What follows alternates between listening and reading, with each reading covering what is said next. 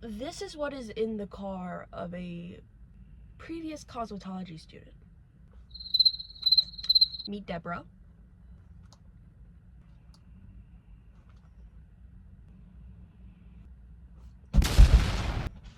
Hi.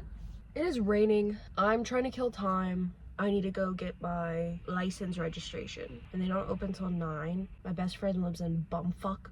And the registration place is in Bumfuck. And I don't feel like driving all the way home. So I'm killing time in the Walmart parking lot. Because I'm also getting an iPad today. Anyways, I look so rough. I just woke up. My best friend did my nails. She just got some new supplies and she was trying it out. I have my computer. That is almost dead. Fuck. I wanted to do a little what I read in 2024. Did I read a lot? No. Did I do all of my reading in the month of December? Yes. Literally all of last year I was just reading on AO3, and then December I found my Kindle again and was reading like a book a day. Still wasn't that many. But I want to do to be read for this year. I also have some books that I need to finish. I started A Little Life like 2 years ago. That book just really got me and I just couldn't finish it. Tender is the Flesh. Started reading it, got really bored, couldn't finish it. My friend wanted to read it. So when I was waiting for her to get it, I picked it up again, got hooked, but she has it now, so I gotta finish that on my phone. So yeah, basically when I say all the books I read last year, I mean all the books I read in December. Let's just get this bitch started. Book number 1 is Forged in Blood. This was a why choose vampire story. I'm not gonna lie, I didn't even remember anything about it. So if that says something, I had to like reread the summary, and then even reading the summary, I didn't remember anything. I gave it a 2.5 stars though, because the plot was okay, and like the smut was okay, but it was just like extremely cringe and like stereotypical. It was like a Wattpad story. Speaking of Wattpad story, book number 2, Quicksilver. This was a new book. I'd never heard of this author before. I had really high hopes because the plot sounded like... Did it sound basic in like every other fantasy book out there right now? Yes. But there is also like a little bit of something to it that I was like, ooh, this could be like really good. The problem is, ever since A Court of Thorns and Roses came out, every single fantasy book is just like copy and paste of the plot. Just different characters. So this was like one of those. When I first read it, it was my first, like I never even finished ACOTAR. I got to maybe the 4th book and then I dropped it. When I was reading this, I must admit, I was enjoying it. But it's a guilty pleasure, but I would never read it again. It's like when you read a really bad Wattpad story that you loved in middle school and you reread it for shits and giggles, because to you in middle school it was a masterpiece, but it's actually like plot hole after plot hole, stereotypes, contradictions, extremely just poorly written. It's kind of just like a little guilty pleasure, like you know it's bad but you keep reading it. That's what this book is. It's a very mindless read. Like I don't think my brain was like working when I was reading it, like at all. 2 stars. Book number 3, This Thing Between Us. I loved this book. When I first started it, I put it down because it was moving kind of slowly and I just couldn't focus on it. But then I picked it up again, like maybe a week later, and I could not put it down. I am a firm believer that every time you choose to put down a book because you just can't focus, the moment you get back into it, like you were a paragraph away from like the entire plot just turning, or like the best chapter. But like I just can't, if I can't focus, I can't do it. And then I get back and I'm like, oh my god, the best part was like next. I should have just... Anyways. People say that it's a horror book, and I think it might officially. I have no Wi-Fi right now. It's raining. I'm outside a Walmart parking lot in Bumfuck. So I kind of can't research this right now. It'll have to be for editing me. I think it's officially classified as a horror book. I disagree. I don't even think it's like a thriller. I think it's definitely more of a psychological. Not definitely, like it is a psychological book. Not even like psychological horror, it's just a psychological book. It's more so weird and odd, the characters towards like the end of the book and the plot towards the end of the book.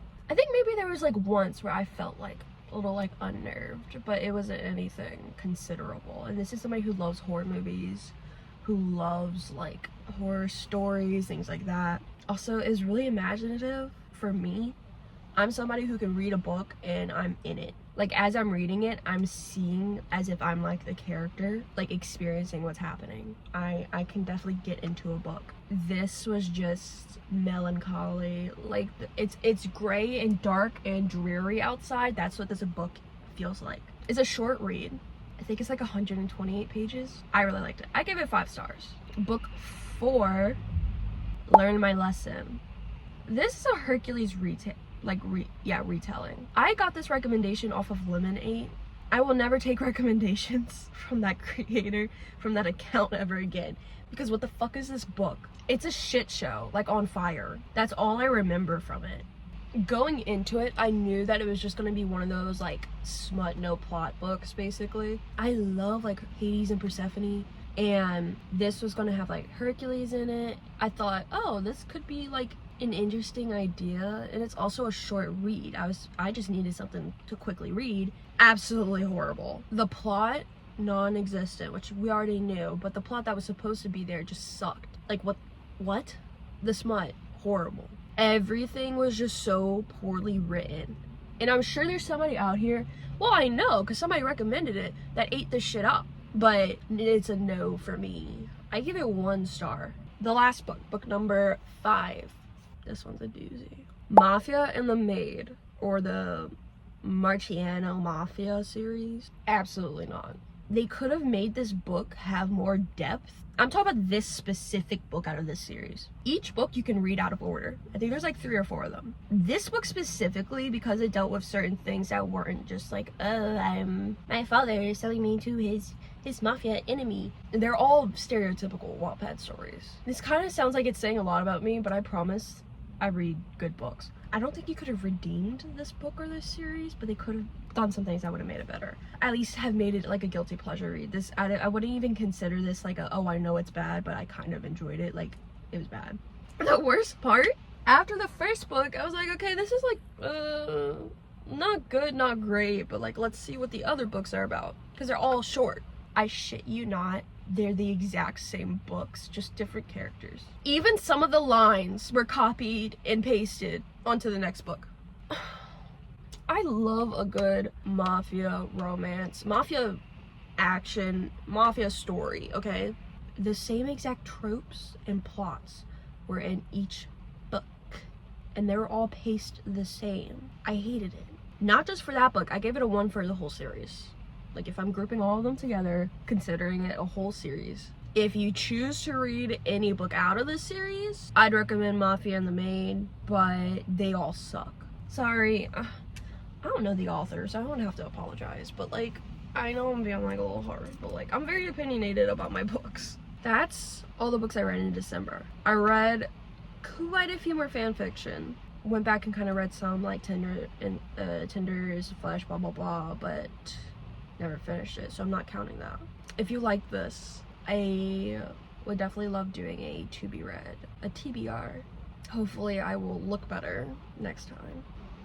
I'm getting my iPad today because I said if I sold my Kindle, I would get an iPad because I can use the iPad for more than a Kindle. I mean, more than a Kindle, like to do stuff that a Kindle can't do. So to me, it's more efficient. But then I'm always like, well, I don't need that if I have a computer.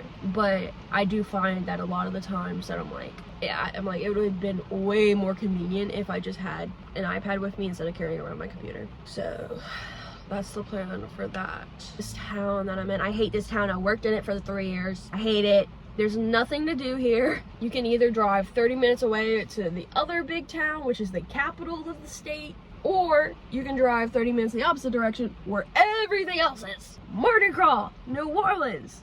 I hate Baton Rouge. I will never live past my neighborhood, because then it's just, there's nothing to do out there. And I hate Baton Rouge.